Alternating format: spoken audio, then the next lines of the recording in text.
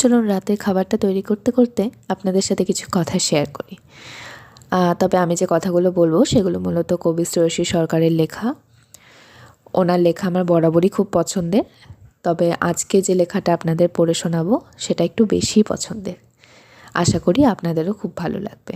একটা সময় ছিল, বিশেষ করে আমাদের মায়েদের সময়ের কথাই বলি, সেই সময় তখনকার বাবারা মেয়েদের বিয়ে দেওয়ার জন্য একটা চাকরি করা ছেলে পেলেই হলো।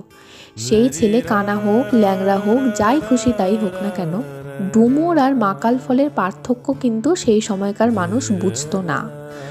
মেয়ের বিয়ে দিতে পারলেই হয়। কতক্ষণে গলায় গামছা নিয়ে ভিক্ষা করে মেয়েটাকে বিয়ে দেবে। কিন্তু দেখুন, ছেলেই হোক বা মেয়েই হোক না কেন, এই বিয়ের যে ব্যাপারটা বা জীবনসঙ্গী নির্বাচনের যে বিষয়টা, এটা না খুব কঠিন, কারণ মানুষকে সারা জীবনেও কেউ চিনতে পারে না। কিন্তু কিছুটা বিশ্বাসের উপর ভরসা করেই, নির্ভর করেই আমাদের সব কিছু করতে হয়। একজন শিক্ষিত মূর্খ যেমন আছে, তেমন অশিক্ষিত মূর্খও কিন্তু আছে। তাই একটা মানুষ নির্বাচনের ক্ষেত্রে সেই মানুষটা ছেলেই বা মেয়েই হোক না কেন, সে প্রপারলি শিক্ষিত কিনা সেটা দেখতে হয়।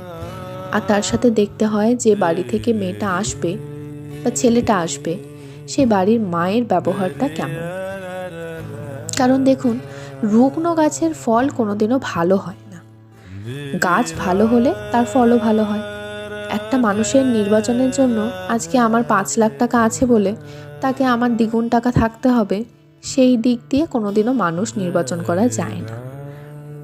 কারণ সুখী হওয়া আর সুখী থাকা, এই দুটির মধ্যে পার্থক্য অনেক। কেননা আমি সুখী হতে চাই, সুখী হতে গেলে আমাকে যার সাথে থাকতে হবে সেই মানুষটা আদৌ কি আমাকে সুখ দিতে পারবে, সেটা আগে দেখতে হবে। আর তার সাথে দেখতে হবে সেই মানুষটার সাথে থাকলে সুখের যে মূল অন্তর্নিহিত শক্তি, মানসিক শান্তি, সেটা কি সে আমায় দিতে পারছে। একটা ছেলের অর্থ দেখে নয়, একটা ছেলের বা একটা মেয়ের কারোরই অর্থ দেখে নয়, দেখতে হবে সেই মানুষটাকে নিয়ে সারা জীবন থাকা যায় কিনা। ছেলে বা মেয়ের কত টাকা সম্পত্তি, কত টাকা আয়, সেটা দেখে মানুষের বিচার হয় না। আমাদের ন্যূনতম চলার পথে যেটুকু প্রয়োজন সেটুকু পেলেই হলো।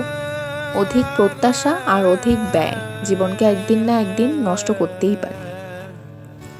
আজকের যুগে দাঁড়িয়ে 2025 সাল আমাদের এটাই শিক্ষা দেয়, মানুষ নির্বাচনের ক্ষেত্রে টাকা না, সে আদৌ মানুষ তো। একটা মানুষ পেলেই হলো। ধন্যবাদ।